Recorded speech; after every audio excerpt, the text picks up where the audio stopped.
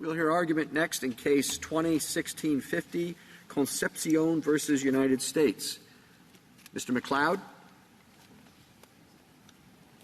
Mr. Chief Justice, and may it please the Court, the First Circuit held below that district courts are barred from considering intervening law and facts when deciding whether to impose a reduced sentence under the First Step Act. That holding conflicts with the law's text, and it flouts background principles of sentencing and judicial decision-making. The First Circuit's rule would also require courts to ignore information that is critical to the reasoned exercise of their sentencing discretion.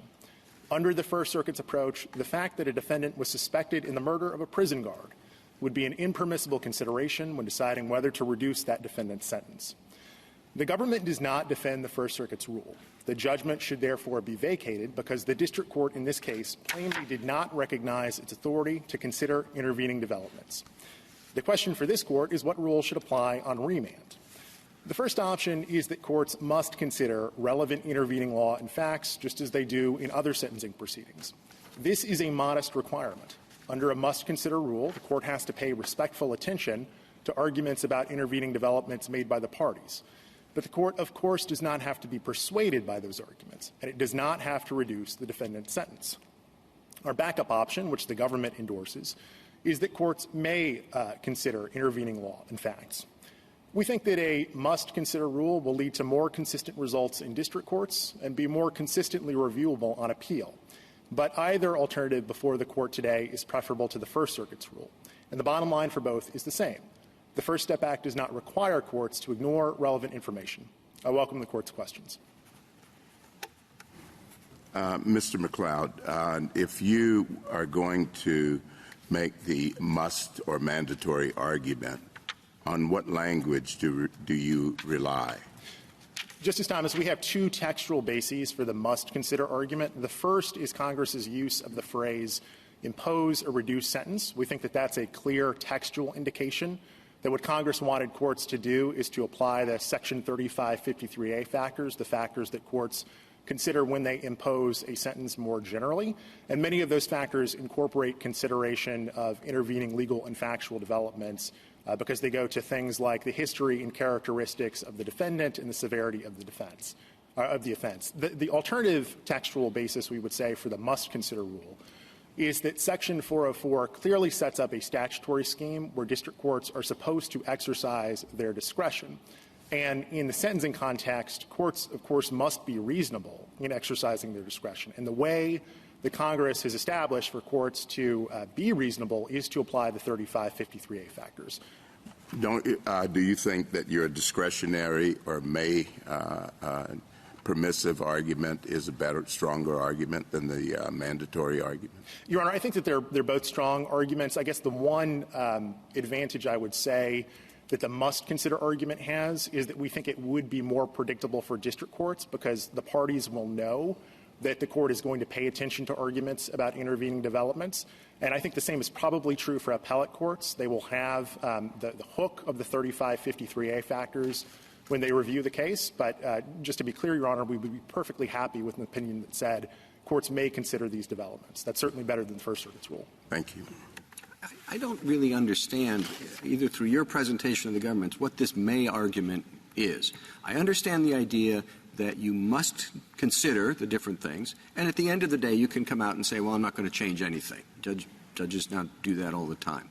And I understand the argument that you can't look at the things and change it. But what is it? What is the may? You've already got the may in the must part. You have to consider it, but you don't have to do anything. It sounds to me like we're delegating to, or Congress or somebody's delegating to individual district judges the authority to determine what the law is. It's like a police officer, you can't park here or you have to pay, $20. It's one thing to say, the officer can say, I'm not going to give you a ticket. I see you're coming down the street or whatever it is. Doesn't have to, enforce whatever discretion he has. But the officer can't say, I think people ought to be able to park here. So I'm never going to give anybody a ticket for that. What is this may argument? Well, Mr. Chief Justice, I think it stems from the fact that Congress clearly has set up a discretionary scheme in this statute. Courts have discretion to decide whether to impose a reduced sentence or not. And so when they're making that decision, we don't see anything in the text of the statute or in sentencing practice more generally that would suggest that courts are required to put certain information off limits. Well, right, but what you're saying is Congress passed this discretionary rule, but the people in this may category are saying, I'm not going to exercise my discretion. I am never going to give a reduction to the sentence. Is that all right? I don't think that would be something that we would accept in any other area of the law where people have discretion. You would say, yes, in this particular case, you don't have to give a discretion, an adjustment. You have discretion not to do that. But the idea for somebody to decide, I am not going to exercise discretion. I'm just not going to look at it. I don't understand where that authority comes from. So, Mr. Chief Justice, I would agree with you that district courts do not have that authority. I think that courts could not erect categorical rules that they would never look at intervening developments or that they would never reduce a sentence under the First Step Act. I think it has to be an individualized, defendant-by-defendant determination. But, counsel, where does that come from? I mean, if it's may and it is divorced and free-floating from 3553 and anything goes, I don't know on what basis this or any court would find an abuse of discretion under that standard that you're proposing. Justice Gorsuch, I agree with you. It would be difficult to find an abuse of discretion under that standard. The courts that apply— But isn't the Chief Justice's intuition absolutely right that if a court simply said, we would never, I will never do these things. I know Congress said I may, but I'm not going to do it. I prefer not to. We would find that to be an abuse of discretion. I'm pretty confident. Likewise, if the district court said, I know that my original sentence had an egregious guidelines error that previously undiscovered, but absolutely egregious, it results in a grave injustice, but I prefer not to. Really? So, Justice Gorsuch, I agree with you and with the Chief Justice that in the first scenario, where the district court has erected a categorical rule that they will not reduce a sentence or look at intervening developments, that would be arbitrary and that would be an abuse of discretion. I think it is a much closer question in a case where, in a may-consider world, the court looks at all of the evidence and says, I just don't want to take a consideration of this. Even in a guidelines, an egregious guidelines error case, you're going to say that too, that's fine. We can just pass that one over? Justice Gorsuch, our position is that if may-consider means may, then yes, the district court has that discretion. That's one of the reasons why we think that the must-consider rule is the better rule. Go ahead. Is there any difference between your argument and a statute that says that the district court simply must conduct a new sentencing? That's what you want, isn't it? You want a new sentencing with the law as changed by the First Step Act, right? Justice Alito, we do think there are significant differences between this proceeding and a plenary resentencing. For example, in this proceeding, rules of waiver and forfeiture and law of the case would apply. And so, from our perspective, the scope of the proceeding is defined by the new arguments and new information that are presented to the court by the parties. The court doesn't have to work from the ground up. We also would take the perspective that the court looks at the changes from the Fair Sentencing Act as the starting point. We just don't think that that's the end point for the analysis. Well, why are you just pretending, not really pretending, but sentencing starts from scratch? Where does the judges come from, the discretion to impose a sentence? It comes from statutes, which say 0 to 20 years, and they say nothing more within that. And this is the same. It says may. Same thing. Okay, now you've left out the giant actor in this. It's called the Sentencing Commission. And that applies because 3553. And so why doesn't all the answers to these questions are, of course the questioners are right. You could abuse your discretion, district judge. And so can the Sentencing Commission abuse its discretion. So far, I don't think it has, but maybe. And so this is just the same. If you want to treat this word may, which was written against the background of there being several actors, district court, sentencing commission, courts of appeals, if we're going to treat this the same way, which I think the may would give us what Congress wanted, then there we are. Case is only worth a paragraph. It's may. That's what the statute says. How do you do it? The same way you do everything else in sentencing, where you have discretion. And by the way, if you look at what the Sentencing Commission has done, unfortunately there aren't any members except I think for one, but its office has written about 20 pages on this. And they say, here's what you do, Judge, at the moment. What you do is you look to 3553. I think that's what the Office of Education says. So this isn't so tough. Now, you're going to agree with me because it ends up with may, but maybe you won't because you want must, but I don't know where you get the must from. Well, I don't know where you get the may from. It's a statute. It's the statute says may. About may not. The may is not the may that Justice Breyer thinks is in the statute. The statute says may impose a reduced sentence. Yes. May impose a reduced sentence, or you could not impose a reduced sentence. But the statute says nothing about what you have to consider in deciding whether to impose a reduced sentence. It says you may or you may not impose a reduced sentence. It says nothing about the consideration you have to undertake and the factors that you have to address. So I would think that a normal way to think about that question is, what do we usually do in resentencing procedures, in resentencing proceedings? So what's the answer to that question? What do we usually do in resentencing proceedings? Your Honor, the answer is that courts usually apply the 3553A factors, and they usually look to intervening legal and factual development. And feel obliged to do that, right? They don't think it's like, oh, it's something I can do if I'm feeling up to it and not do if I'm sort of feeling stressed. That's right, Your Honor. I do think that that's, again, one advantage of the must-consider rule. I don't know. Is that completely – well, I don't want to cut off your answer. I'm sorry. Well, I was just going to say, Justice Kagan, so go ahead. One advantage of the must-consider rule is that it does not lead to a situation where courts are able to ignore information that everyone would agree is relevant. To go back to the example that I gave in my introduction, it's inconceivable to me that Congress would have wanted a court to make a decision about sentencing without accounting for the fact that the defendant is suspected in the murder of the prison guard. Well, that's an intriguing observation, because do you think that there would be a constitutional problem with that? No, I don't think so. Now, somebody's been sentenced to, let's say, 10 years for an offense, but behaves really badly while in prison, and so Congress says under those circumstances you can bring that person back before the sentencing judge and impose a new sentence so that the person is sentenced to a longer term? Justice Alito, I do think there would be constitutional questions if the court were able to impose a longer term. That is not an option under the First Step Act because the sentence has to be reduced. Oh, well, but you said in your introductory remarks it would be unthinkable for the court not to be able to take into account bad behavior in prison in resentencing somebody under this. But it is unthinkable because it's unconstitutional.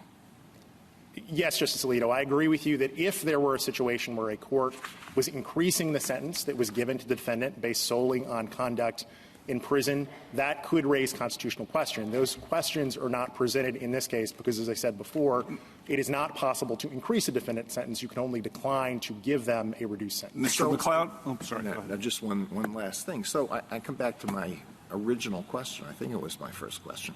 If what Congress wanted to say was, in these cases covered by the First Step Act, you just re-sentence the defendant. Why didn't they just say that? Why did they use this formulation? Justice Alito, I think it's because Congress did not want a plenary resentencing. As I said before, we think that rules like waiver and forfeiture and law of the case would still apply. So Congress was not wiping the slate clean. It was giving district courts the option to make an exception to finality and to give the defendant a new sentence that's lower relative to their prior sentence. Mr. McLeod. So here's the example. Look, 3553A applies to most sentencing because almost all sentencing statutes don't list factors. They simply say the district court may sentence between 0 and 20 years, and they don't even say that. They say the sentence is 0 to 20 years. So we go to the Sentencing Commission to try to regularize it, but the district court has lots of discretion reviewed by a court of appeals. And my real question, I shouldn't have sounded so definite and so forth, and I'm sorry about that. But look, what I don't see is why we wouldn't treat this the same way. And of course, sometimes they could abuse their discretion, sometimes they couldn't. But why? There must be a reason that you can answer me on that, because nobody's really been arguing that. And so I come to this and say, I don't understand why. There must be a reason, because nobody's arguing it. Well, Justice Breyer, I agree that you should treat it the same.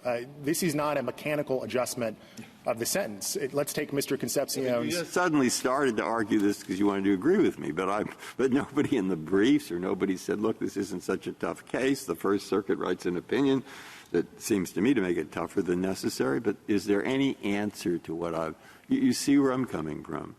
I think I take your Honor's question to be, how have courts come to this different conclusion? And the textual hook that the First Circuit relied on is the reference in Section 404B to imposing a reduced sentence as if Sections 2 and 3 of the Fair Sentencing Act were in effect at the time of the covered offense. And in our view, the First Circuit misread that language as a limitation on district court's authority. It is not a limitation. But it actually. I'm sorry. Go ahead.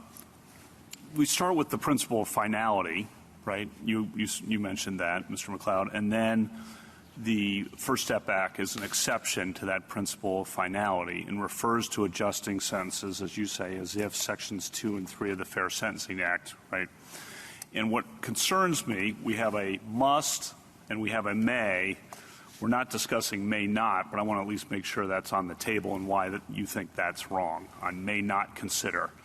And the issue, as I understand it, is can the defendant coming in trying to get the benefit of the change in the crack guideline also get the benefit of a change in the career offender guideline based on subsequent developments, even though the commission in Amendment 798 is not retroactive? That's kind of the big ticket issue as I see it here. And my concern about saying, oh, yeah, you can come in and get the benefit of the change in the career offender guideline is that what about the defendants who are in prison for armed robbery or what have you? They can't use 2255 or 3582 to come in and get the benefit of the change in the career offender guideline. So the people who are coming in for the crack powder issue are being treated differently than those people and getting an extra benefit compared to those people by being able to take advantage of the change in the career offender guideline, even though it's not retroactive. That concerns me about the disparity. That also makes me think the as-if language has some bite here, or at least it should. And I wanted to give you a chance to respond to all that. So Justice Kavanaugh, let me start with the as-if language, and then I'll turn to the question about disparity. We agree that the as-if language plays an important role in the statute, but it's a very limited role. The as-if language is critical for getting around USC 109, the federal savings statute, and making Sections 2 and 3 of the Fair Sentencing Act retroactive. And that's clear from the reference in the clause to the time of the covered offense. As this Court explained in Dorsey, that is the point at which criminal penalties affix to a defendant. So all Congress was trying to do in the as-if clause was to make clear that when a court imposes a new sentence, it doesn't have to be bound by the statutory penalties that were previously in effect for that defendant. So it is not a limitation. There are, in fact, limitations in the First Step Act contained in Section 404C. So I think to the extent that there's an attempt to read the as-if clause as a limitation, that really is inconsistent with canons like expressio unius. Right, but if Congress wanted these defendants to be able to take advantage of changes in the career offender guideline, I have two thoughts. One, why didn't they say that? And two, why is that not available to the thousands of other defendants who are out there who are not in the crack powder situation but could really benefit from the change in the career offender situation, but they're not allowed to? They can't get it under 2255 or 3582, so they're stuck. What about those two things? So, Justice Kavanaugh, as to why Congress didn't single out the career offender issue, I think that it's because Congress recognized there were a lot of issues with these defendant sentences. The crack powder ratio really permeated every aspect of their sentencing. And so what Congress did was to create an individualized process where district courts could go through and correct those sorts of problems if it was warranted to do so in a particular case. On the question about disparity, I recognize there may be some difference in treatment between the covered offenders in this case and, for example, a powder offender. But I don't think that disparity is an unwarranted disparity. And that's because Congress has acted here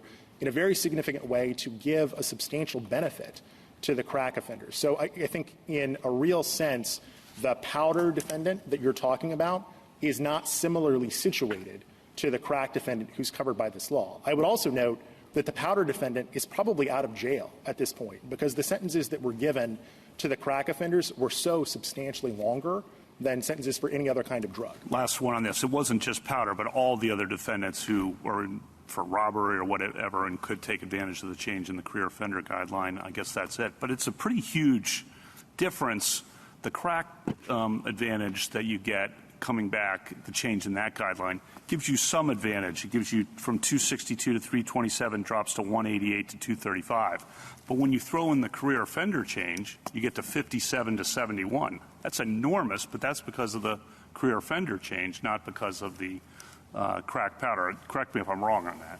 No, that's correct, Justice Kavanaugh. Two things on that point. The first is we have to remember this is still a discretionary system. And so if the district court finds that reducing Mr. Concepcion's sentence based on the changes in his career offender status is unwarranted, it can do that. The other point I would make on disparity is that our rule actually addresses that disparity concern by requiring courts to look at 3553A6, which explicitly calls for courts to consider the potential for unwarranted disparity. Counsel, along the same lines, I understand what I'm hearing. It basically a lenity argument, right? Don't assume that we should not give the benefit to some people just because others don't get it. And I understand that argument, but the government has a slightly different policy argument in this field too that I want hear you on, and that is that this is going to be enormously burdensome for district courts. It may be more regular, it may be more administrable. I understand those arguments, so no need to repeat those. But this is just going to be burdensome for having to pull out old PSRs out of storage and recreate probation reports and the like. So what are your thoughts about that? Justice Gorsuch, let me talk about the burden in general, and then I'll go to this specific case. So we don't think there is much substantial additional burden. In the typical First Step Act case, where arguments about intervening developments are made, the parties submit briefs on those issues. It's a very limited record, and so it's not a large volume of additional work for the district court. And however the court comes out on the question presented today, these motions are still procedurally available to defendants, and so courts will have to do some amount of work at the end of the day to resolve the motions. In this particular case, we think the analysis is actually not as complicated as the district court suggested, because we don't think that the statutes that are at issue are divisible, and so there's no need to consult Shepard documents. But if the district court disagrees, I think what I would say is that is just part and parcel of the job of a district court judge, to resolve complicated sentencing issues. And this one is no different. Counsel, it seems to me that generally, as a general matter, district courts have a wide range of discretion to impose an appropriate sentence, even based on disagreements with the guidelines, correct? That's correct. And so my experience, and perhaps you can correct me if I'm wrong, that when Congress wants to limit that discretion, that Congress usually explicitly does so, correct? That's correct, Justice Sotomayor. An example is 3742G, which limits district courts' ability to consider current guidelines on resentencing. And so it seems to me that your argument, if I'm correct, is that there's no language in this statute that limits the district court from considering factual or legal changes, correct? That's right, Justice Sotomayor. As I was discussing with Justice Breyer and Justice Kavanaugh, the only language that could conceivably serve that purpose would be the as-if clause in Section 404B, and I think that that's an incorrect interpretation of that clause for all the reasons I was explaining. And it's incorrect, and it feels illogical to me. Even the government is arguing that district courts can consider factual changes, but not legal changes, correct? Your Honor, I understand the government's position to be that there are some legal changes that courts could take account of. There are some courts, the Ninth Circuit in the Kelly case is an example, that have held that courts can consider factual changes but not legal changes. I think that's an illogical. I agree. It just doesn't make any sense. Neither does it make any sense that when when a statute says a district court may reduce a sentence, that a district court isn't going to naturally ask itself, is this a person that's deserving of a change? And someone with a very long disciplinary record in prison, or someone, as Justice Alito mentioned, who has killed somebody, that a district court wouldn't say to itself, well, I can't raise a sentence, but I certainly don't think that I should reduce it. And once I accept that that kind of changed circumstance from the original sentencing might influence my decision, that changes in law, and there's a lot of other variety of arguments that could be made that would enter into my consideration, correct? That's right, Justice Sotomayor. And I would note that changes in law can be just as relevant as changes in fact. Changes in law go to the nature and characteristics of the defendant. I would also point out that changes in law will not be uniformly defendant-friendly. So the rule that we're advocating is really an equal opportunity rule that would allow both defendants and the government to point to changes in law that they think are relevant and that bear on whether this individual should get a reduced sentence or not. I think by that you're meaning if a guideline ranges have dramatically increased the sentence, a district court might look at that and say, you know, I might not have thought this crime was so serious back then, but today I understand, for whatever reasons, because of the increased guidelines, things that I didn't appreciate, and I don't think a change is warranted today. Correct? That's right, Your Honor. You could also think of the example of the reverse of this case, where a defendant was not sentenced as a career offender initially, perhaps because of some ambiguity in the law. And if that ambiguity is clarified, we think it would be valid for the district court to say, you got a lucky break the first time around because I didn't recognize you really were a career offender. I think you're making it a little too easy on yourself when you focus on the as if it were just those two words. The whole point of the statute, the background, the structure, the purpose was limited. It was to change the disparities that were corrected in the Fair Sentencing Act. I don't see anything in this statute that says because of that fortuity that you benefit or may benefit from that, all bets are off and we're back to the beginning and I can look at anything I want. That seems to be a pretty you're putting an awful lot of weight on the as if when I think the structure of the statute really doesn't show any objective other than to correct a particularly egregious problem. May I respond, Your Honor? Sure. The reason that we think that Congress would have wanted that result, or at least would have allowed that result, is because we don't see any language of limitation in the statute that would depart from the normal rule that courts consider relevant information during sentencing. Sentencing is a very difficult process. Many district judges say it's the most difficult thing they do, and in that process, more truthful information about a defendant is always to the better. Justice Thomas, anything further? Justice Breyer? Justice Alito? Justice Sotomayor correctly said that district judges generally have a lot of discretion in deciding what sentence to impose, at least while they have it insofar as it's allowed under the Sentencing Reform Act and our court's decisions. But isn't it true that the backdrop here is that there has been a sentence and there would be no ground for reconsidering this sentence were it not for this one provision? So when you have a background rule of prohibition and then you say you may do this thing, isn't it generally understood that the thing that you may do is just the thing that's set out? It doesn't say, well, that means you can go back and redo the whole thing over again. Well, Justice Alito, the thing that is set out is imposing a new sentence that's lower than the previous sentence. Imposing a new sentence is, well, we're back to the structure and to the as if. But do you deny the fact that the background rule here is that you generally would not be resentenced, regardless of intervening changes of law in the law, regardless of whether your conduct in the intervening years might justify a different sentence? I don't dispute that at all, Justice Alito, and we respect the value of finality in our criminal system, but Congress has done something momentous here with the First Step Act. That is to disrupt finality and to give defendants the opportunity to get a new reduced sentence. And in that process, as I was saying to the Chief Justice, we think that more information about the defendant is always going to benefit the district court and the system as a whole. Justice Sotomayor? No, thank you. Justice Kagan? You know, I guess in thinking about the challenge that Justice Alito has posed to you, I would think it's relevant to ask whether there are analogous kinds of resentencings. In other words, are there resentencings that have been prompted for because of one particular thing, but that enable or require a judge to take into account the world more broadly? And so I don't know the answer to this question. Are there analogs here? Justice Kagan, I think the most analogous proceeding is a resentencing on a limited remand. That's where the Court of Appeals identifies one problem with the sentence and says, correct that problem.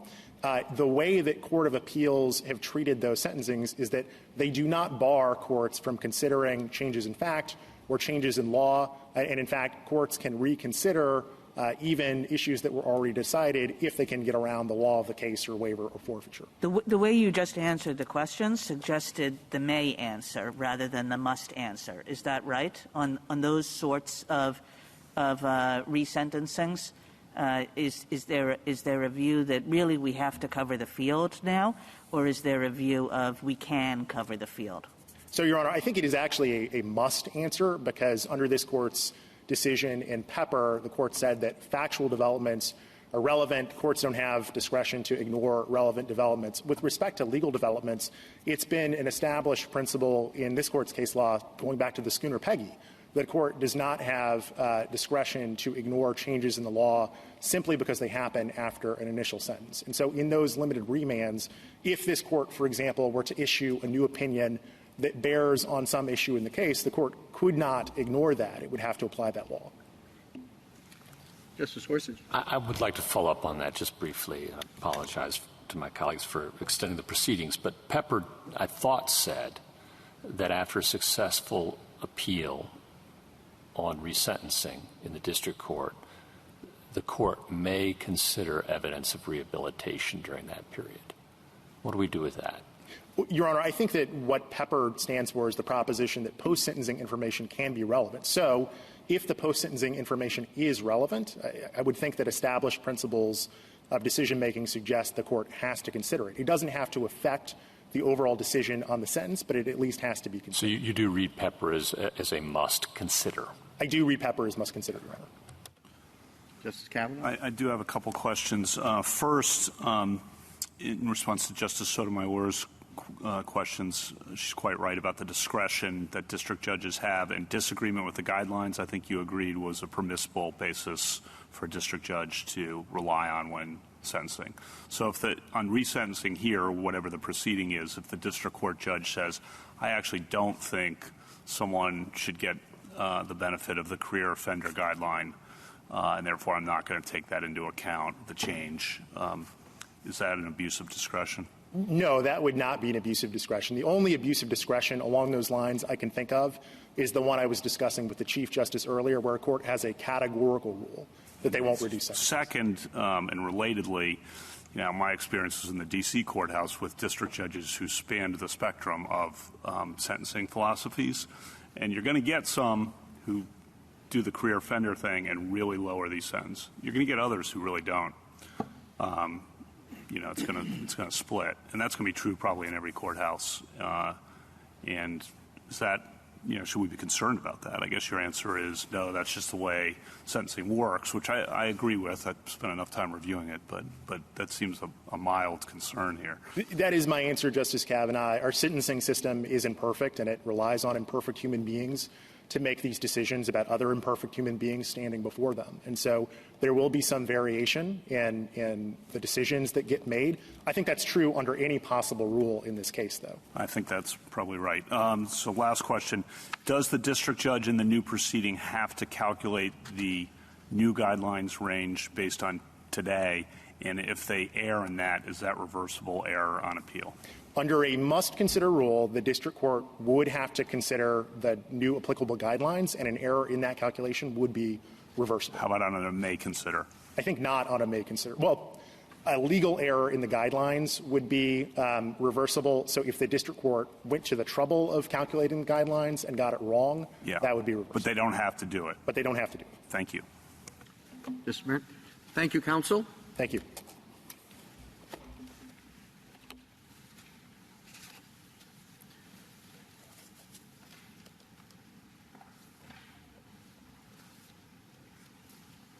Mr. Garnieri?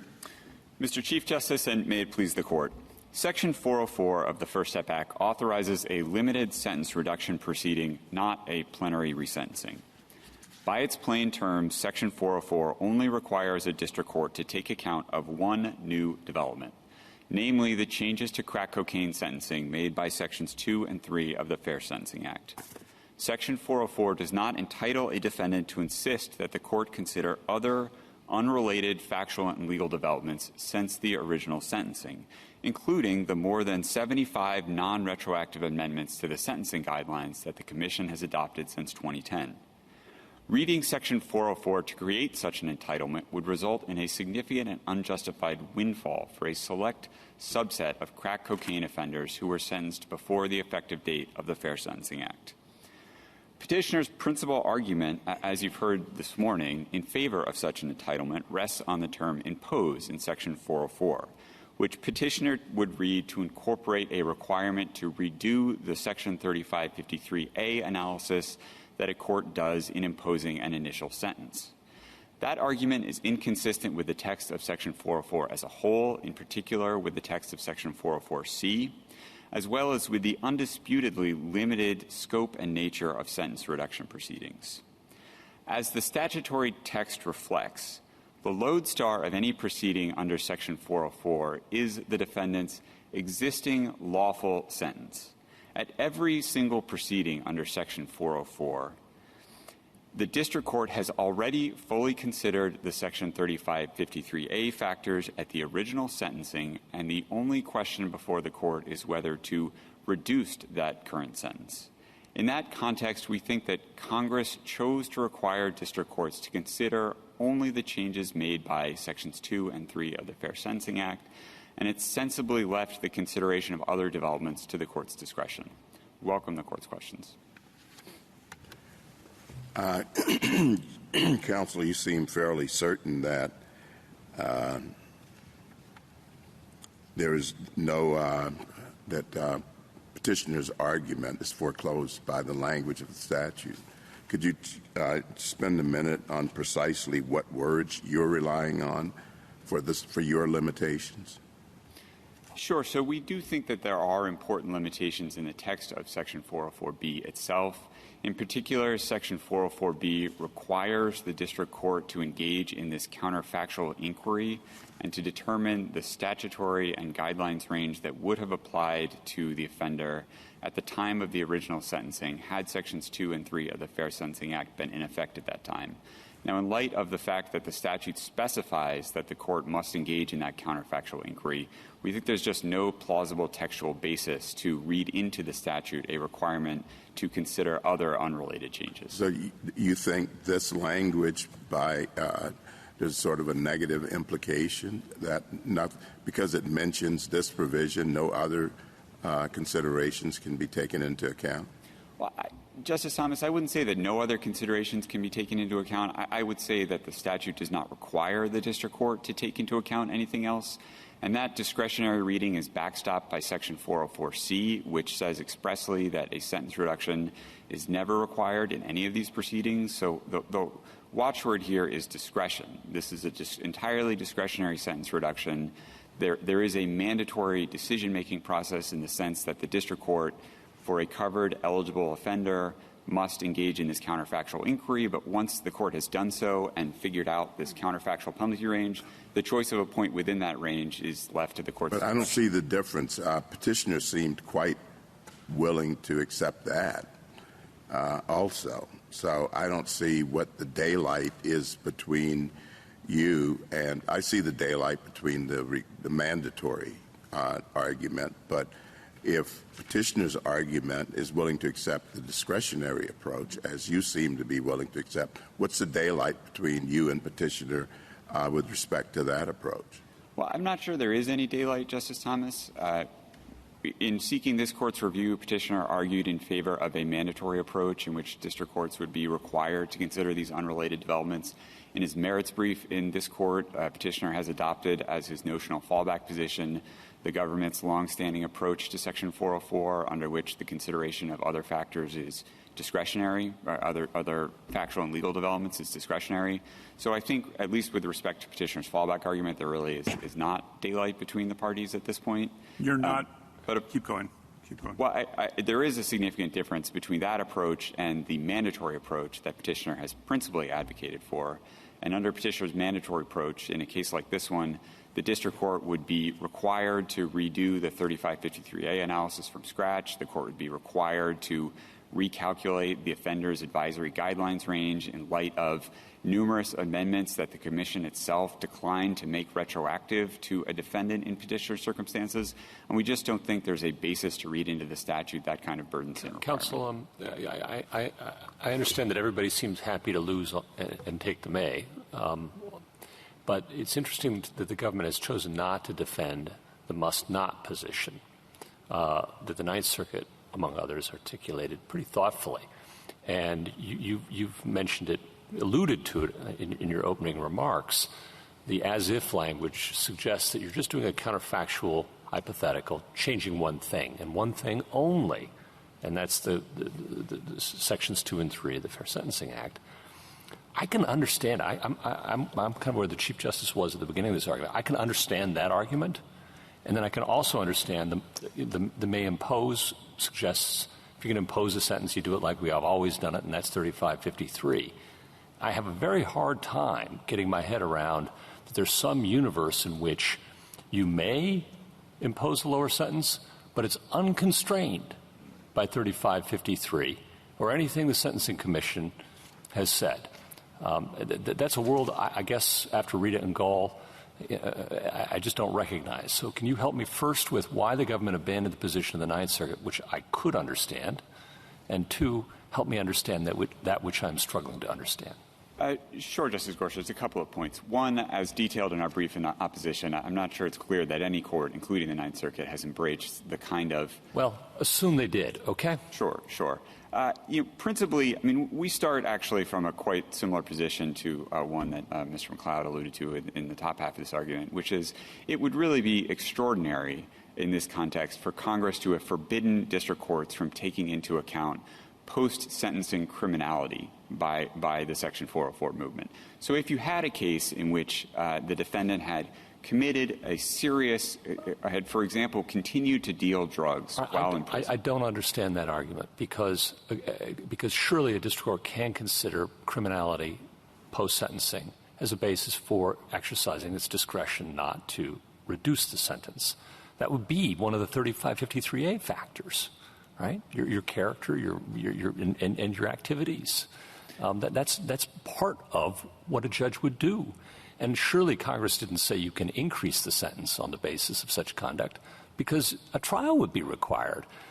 If you're going to increase punishment, you need a jury to do that. So there's obvious reasons why that's not the case. So that doesn't work for me, so let's try again. Well, I take the point, Justice Gorsuch, but if you were to really adopt what I'll characterize as a hardline view in which all that the district court is required to take into account in these proceedings. I'm asking you to first address the question, why is the government not pursuing the as-if position, which I attribute at least to the Ninth Circuit, and which does strike me as a plausible reading? That's my first question, all right? Sure. Let's start there. Justice Gorsuch, perhaps I'm not understanding what it is that you are conceptualizing as that approach, but as I understand it... You must not consider anything other than the Fair Sentencing Act change, and it's a counterfactual hypothetical. The government's saying that's off the table. We're not pursuing that argument, and I'm just asking why.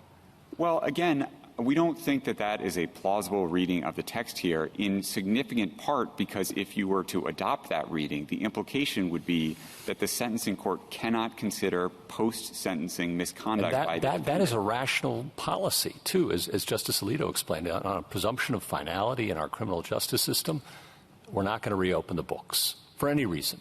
Any reason. Sure. It would be very strange to impute to Congress a directive to district courts to consider whether to impose a reduced sentence in light of the changes made by the Fair Sentencing Act, but to ignore the fact that the defendant during the intervening period has continued to engage in serious criminal conduct, including potentially drug dealing. But why would that be strange? And if you accept that, the district court was that Congress was unlikely to have required district courts to blind themselves in that way, then I think it follows naturally that district courts could also at least entertain Counsel, arguments. I don't understand why that would be strange. Justice Kavanaugh pointed out that there are horizontal equity arguments because others can't take advantage of, say, the changes in the career offender guidelines. Why is that so outlandish?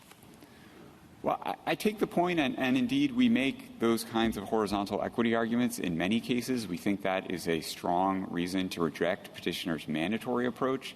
But my point is just a more modest one, which is that we certainly think that, for example, district courts, it's a perfectly permissible exercise of a district court's discretion to decline to take into account post-sentencing guidelines amendments that the commission made not retroactive.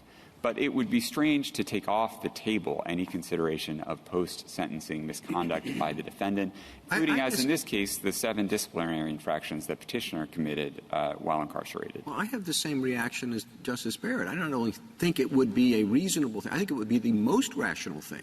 Congress is saying there is a particular problem that we think is really outrageous, that we think ought to be fixed, and it's this, crack powder disparity, and we want you to go fix it. Well, are you worried about this problem? Are you worried about this one? Say, no, I don't have, district judges are busy, so are people in Congress. I don't want to deal with the whole universe of things that a judge might want to look at. I've got one problem, and I'm going to deal with that. And then to say back when it gets to the district judge, well, we're going to do a whole bunch of other things. I don't know that Congress would have wanted that. And you can pick particularly egregious examples. There are particularly egregious examples with respect to other people who are not seeking relief under the Fair Sentencing Act, and they don't get a restart. I could see Congress saying, we're only dealing with one thing, and that's it.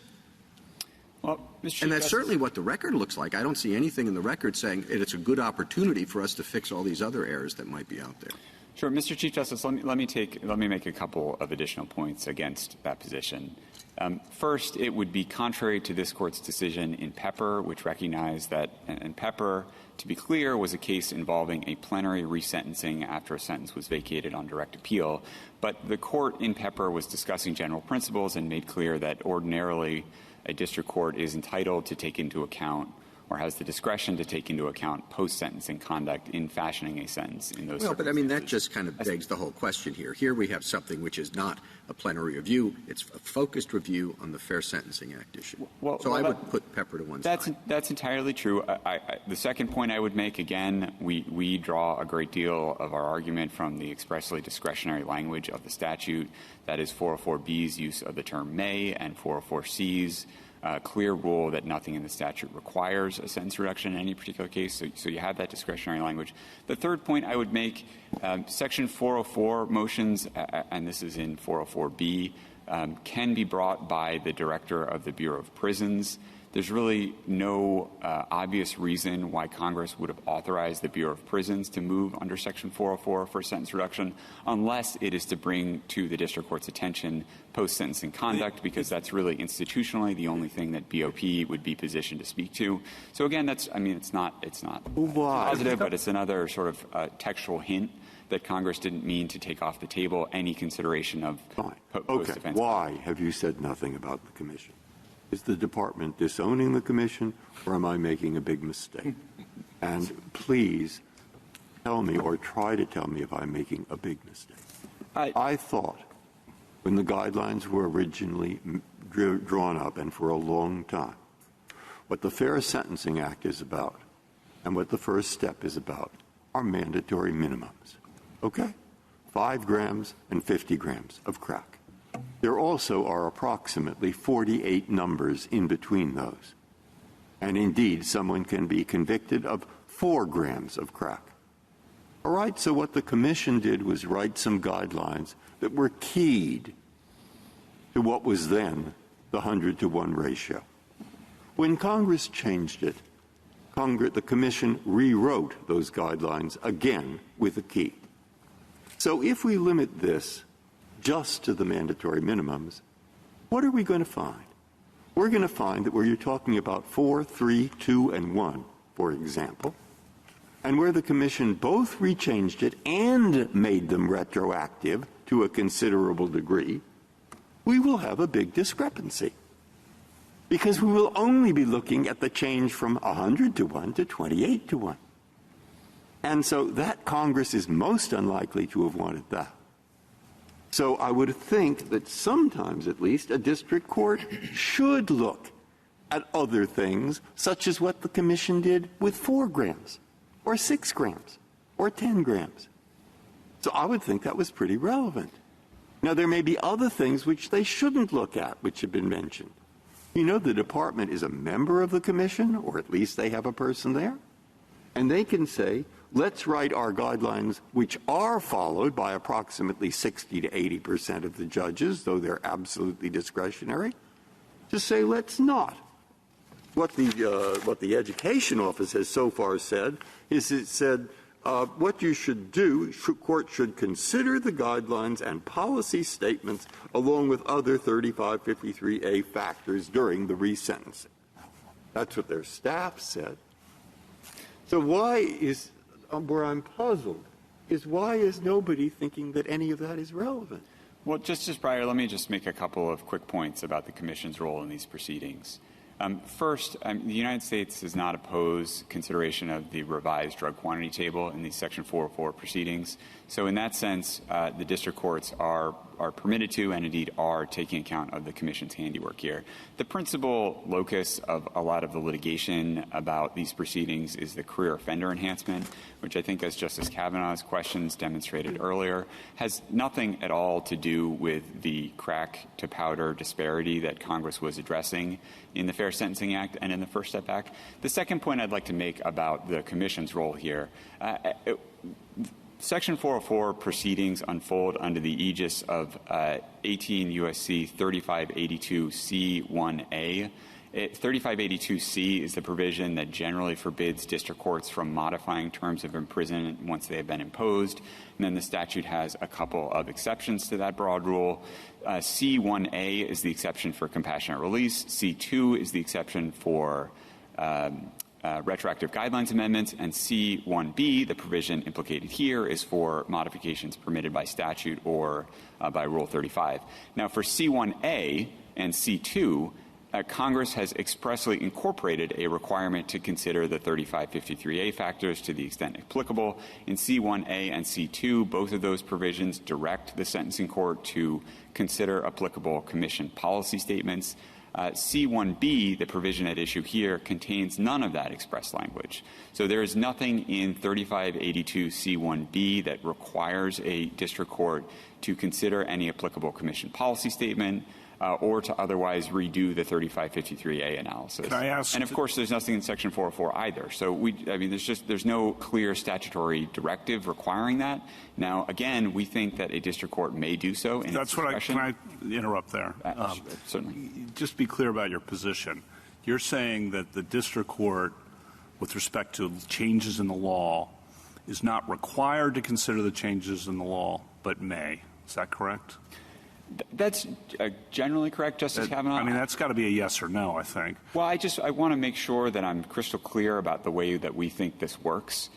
The district court under 404B has to figure out the counterfactual penalty range that would have applied at the time of the initial sentencing if the Fair Sentencing Act had been in effect.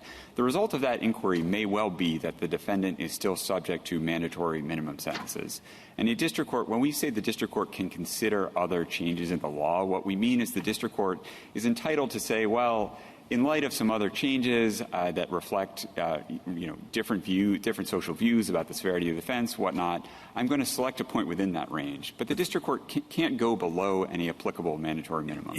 This is a very important question to me. Okay, in figuring out the new range, do you figure out the new range that here is 188 to 235? Is that the correct new range, or is the correct new range 57 to 71, which, as the numbers reveal, is a huge difference? Which of those two is the correct new range here, or does the district court have discretion which of those two to say he or she's following? The correct new one is the first one. The as-if clause we understand to require the district court to correctly calculate that range as it would have applied at the original sentencing. Got it. So and then the district court, in your view, has discretion, though, just correct me if I'm wrong, to say, but I know there's this career offender thing out there that's changed too, and that would be 57 to 71, and that influences me a lot, so I'm going to really drop the sentence quite a bit. Your position is that's okay? That's correct.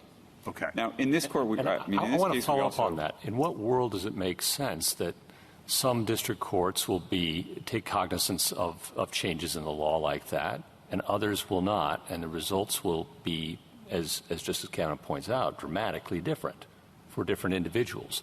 I thought the point of imposing a sentence was you looked the defendant in the eyes on the day he stands before you and take the measure of that person as a whole.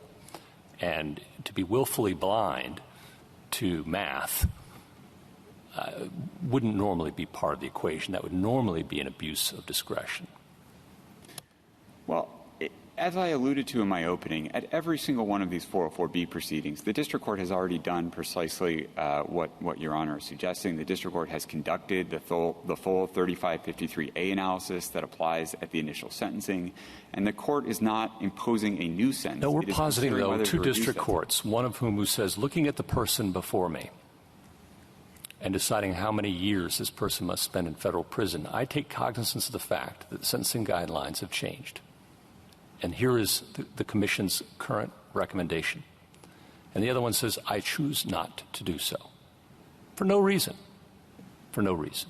Now, if he had a bad behavior in prison, that might be a reason, okay, not to impose a lower sentence. I get that. But just to say, I choose not to, traditionally has never been a good enough reason under this Court's precedents to ignore the changes in Commission guidance, intervening law, intervening facts, in looking at an individual in the eye at the time he stands before the court. But your submission, I understand it, is different. And I just don't know another area in which we give lower courts that kind of latitude. Are you aware of any? Well, I think the most obvious example would be a Rule 35 sentence reduction proceeding. What about the original sentencing, too? Can't sorry to interrupt, but the original sentencing, the district court can say, you know what, I don't agree with this guideline, I'm not following it. That, in fact, a significant percentage of district judges do that now. Well, if we're going to get into a discussion here, I'd say that they at least have to take cognizance of it and explain themselves. And it can't be, I prefer not to. And so that's my question to you, and I appreciate the friendly amendment, I'll take it as that, to my question. It isn't about whether I disagree with the guidelines. Rita and Gall, of course, leave room for that, but it has to be a reasoned explanation. Here you're positing something different, and that I'm unfamiliar with, so help me out. That's right. Well, as I began to say, this is no different in kind from Rule 35 proceedings, under which there is no mandate to redo the 3553A analysis. It's not substantially different than a sentence reduction proceeding under C2, as this court considered in Dillon. There, again, the district court is not required to redo all of the analysis that it did at the initial 3553A factors. And more broadly, I mean, it makes sense that Congress would have left this to the district court's discretion, because in many cases, these are the same district court judges who imposed the original sentence. They are the ones best positioned to know the factors that they found particularly important in their original 3553A calculus, the things that are likely to influence them in making a judgment now, 10 or more years after the fact, of whether a reduction is warranted in light of the water under the bridge in those intervening years. And so Congress left it to their discretion. I thought Congress solved this. I thought they solved it, because the arguments that you are making, I've heard for decades, okay, in lots of contexts. And the way I thought they solved it was they created a sentencing commission. And now, as discretionary, they said to the district judge, Judge, you don't have to apply these rules. And if you don't, give us your reason. And then you can appeal, I thought, your sentence to the courts of appeals, who will decide whether your decision on these matters is reasonable. Now, I mean, that's been going on since 1986. And I don't think it's worked perfectly, but I don't think it's been a disaster. And all I can't understand is why this isn't the same kind of problem. So that we don't have to answer this now. All we have to say is treat it the same as you treat lots of other things in sentencing. And if the commission wants to write a guideline to unify things, it can. And if district courts want to decide different ways, and believe me, if a district court decides something important and doesn't give any reason except, oh, that's what I like, which I don't think I've seen, but I feel there are courts of appeals that would sort of take offense at that. And they might say, at least explain.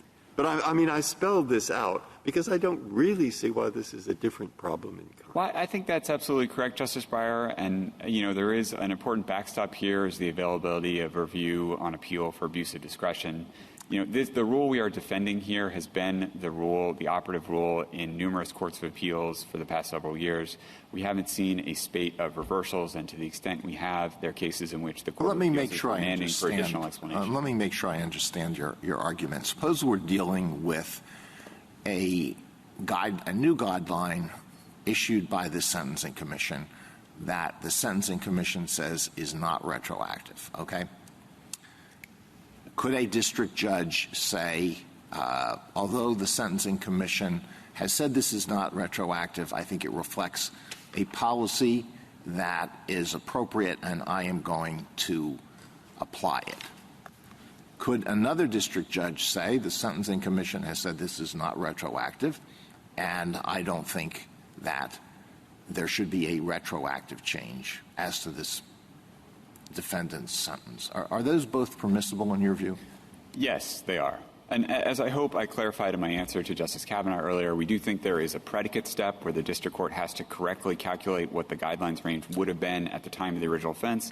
But having done that, it is left to the court's discretion whether to take into account these other non-retroactive guidelines. And at the end of the day, these are all advisory. Would the judge who takes the second view that they said it was not retroactive, I don't think there should be a retroactive change, would the judge be required to say anything more than that? No. And the same issue as to new factual developments. One judge says, I think we should take these into account because I'm resentencing this person. I want to make sure it's appropriate for this human being who's standing before me. Another judge says, no, this person was sentenced before. I think that the person should get the sentence that this person merited on the day when that person was sentenced. That would be permissible as well? Yes. So why and so I come back to a question Justice Gorsuch provided to you. Why in the world would Congress want that? District judges have some discretion, but the Sentencing Reform Act was intended to eliminate the enormous disparities that existed before then, and our decisions have reduced to the strength of that to which the Sentencing Reform Act achieves it. But your argument introduces an enormous amount of discretion. It's hard to understand why Congress would have wanted that, and if they did, why would they have? How can you find that in this language? Well, we think these are just these are flip sides of the same coin. Congress did not require district courts to take account of unrelated legal and factual developments beyond the Fair Sentencing Act itself, but so too it didn't prohibit courts from doing so. The statute is essentially agnostic on that issue, and so we think it leaves to the district courts some discretion to do that. You suggested that there was a backstop of appellate review, but how is appellate review supposed to operate as against such a system? What are they reviewing for? What counts as an abuse of discretion? Abuse of discretion is a familiar standard of appellate review. It's been the standard of review for sentencing decisions. Yes, I know, but you're sort of positing a world in which anybody gets to do anything. So what counts as what counts as an abuse?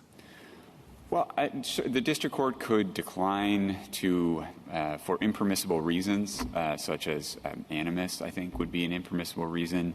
You could imagine the district court fails to conduct the as-if inquiry correctly. That would be an abuse of discretion. If the district court is trying to recalculate the guidelines range that would have applied at the original sentencing and makes a mistake, that could be an abuse. No, but beyond the as-if inquiry. In the world of discretion that you're positing and that people, from different maybe points are saying, why does that middle position make sense? Is there any, are there any bounds to that discretion that you're positing? Well, look, I think, frankly, the result here is going to be substantial discretion for the district courts. Again, these are proceedings that are limited in scope. This is a sentence reduction proceeding. There is already a lawful sentence that was itself the product of the 3553A factors. We're talking here about whether to reduce that sentence in light of a essentially congressional largesse. Congress has created this limited and frankly, quite extraordinary opportunity for defendants who were lawfully sentenced at the time to benefit retroactively from Congress's reconsideration of the crack-to-powder ratio. And in that very narrow context, we're saying that district courts have discretion about whether or to what extent they want to take into account developments other than the Fair Sentencing Act. Counsel, much of the questions that I'm hearing or discomfort that some of my colleagues are expressing with the discretion that district courts have. Regrettably, that's what led to the sentencing guidelines and to the original mandatory nature. Once we overturn that and return discretion, the fact that judges have different views about factors and how to weigh them is inherent in the sentencing process. Do you agree with that? I do, Justice Sotomayor, and this is not categorically different from that. I mean, just as a judge might give different weight to the 3553A factors, so too in this context a judge might choose to give different weight to post-sentencing conduct. I mean, there are some judges, and I've known them, who always believed the maximum guideline sentence was the appropriate sentence for any serious crime, and they define serious more broadly than most others. Similarly, some people might view a clean disciplinary record as being 0 infractions, and other judges may say, if there's 1 infraction, that's enough for me to say no. That is always inherent in sentencing, and we can rail against it. But I think your point is, and you can correct me, is if Congress wanted to take that discretion away, it would have, as it has done on many other occasions, have said that explicitly, correct? That's absolutely correct. And then on the other side, we don't think there's any sound basis to constrain the district court's discretions in these proceedings by weighting down the proceedings with a requirement to redo the 3553A factors or to take account of any intervening legal or factual developments that the defendant or frankly, to weigh it down by saying the only thing the district court can do is look at the original factors, because that then introduces, have they actually calculated it right, becomes more important, correct? That's right. Justice Thomas, anything further? Justice Breyer? Justice Alito? Your argument is that the district court can disregard the 3553 factors if it chooses to, right? Has discretion to do that. It has discretion not to reconsider those factors, although in many cases we do urge the courts to use them. They're a sensible and familiar framework. But yeah, so maybe the scope of the discretion that you seem to suggest in responding to Justice Sotomayor with respect to the post-sentencing guideline, post-Booker world was a bit exaggerated. There still is discretion, but it's still limited to a substantial degree. Isn't that true? At an original sentencing, sure. We don't think in these sentence reduction proceedings that 3553A operates the same way. And that's consistent with 3553A itself. The prime directive in 3553A is to impose a sentence that is sufficient but not greater than necessary.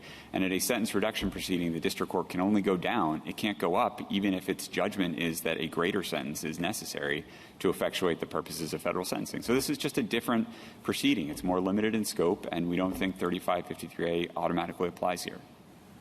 What should I do if I think that the government is effectively trying to drive down the middle on the dividing line of a 2-lane highway,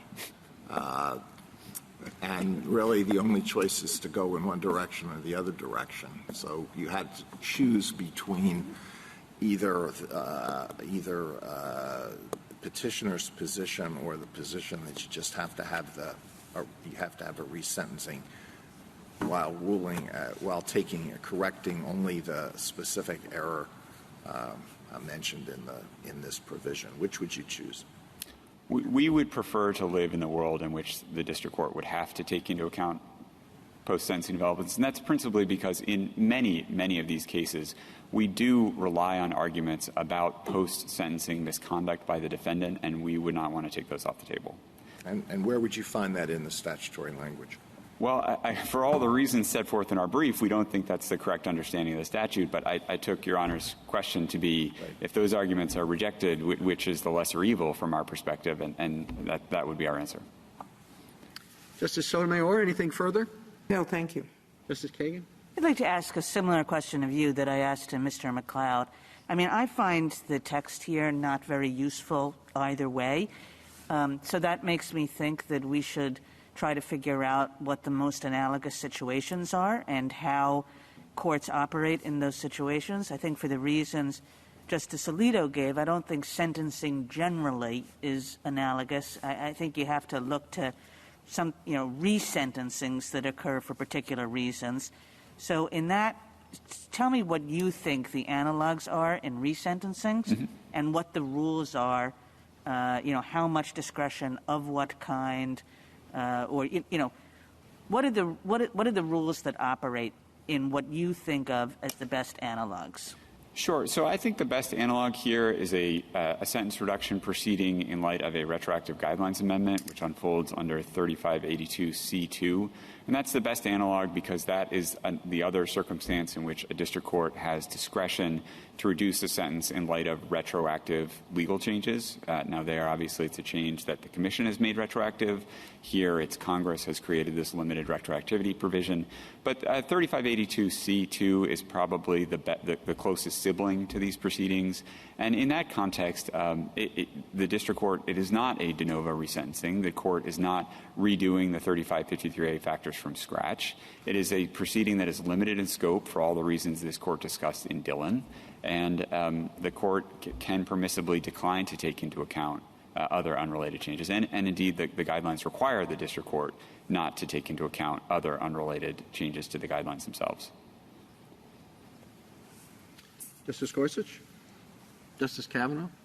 A couple quick questions, I hope. First, Justice Gorsuch was talking about the defendant appearing at the new proceeding. And as I followed his questions, I want to make sure, does that always happen, or is this sometimes done on the paper? That rarely happens, and indeed, I believe the Courts of Appeals... What rarely happens? Appearing?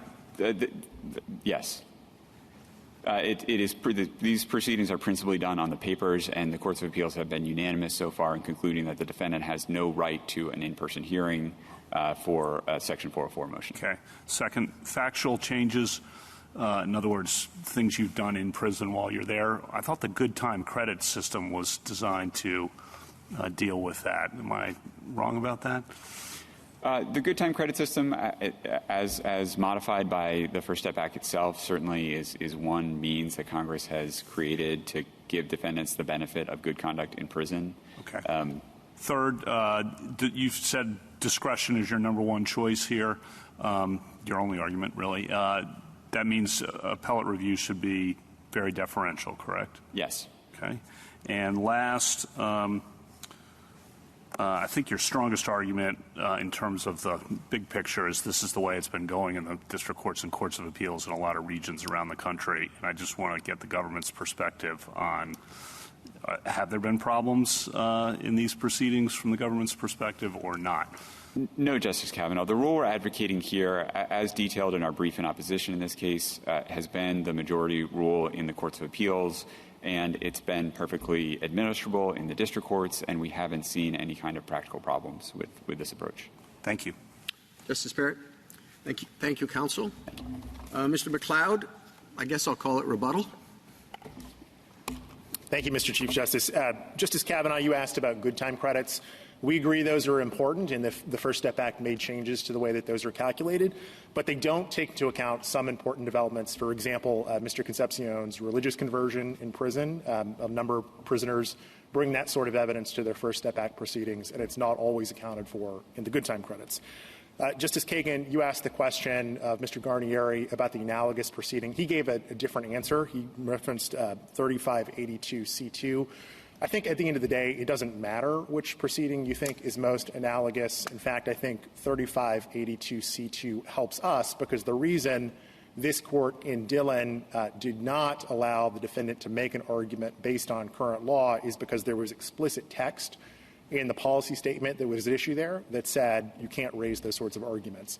The First Step Act doesn't have that sort of limitation, and so we don't see any reason for courts not to be able to consider current law and current facts in First Step Act proceedings.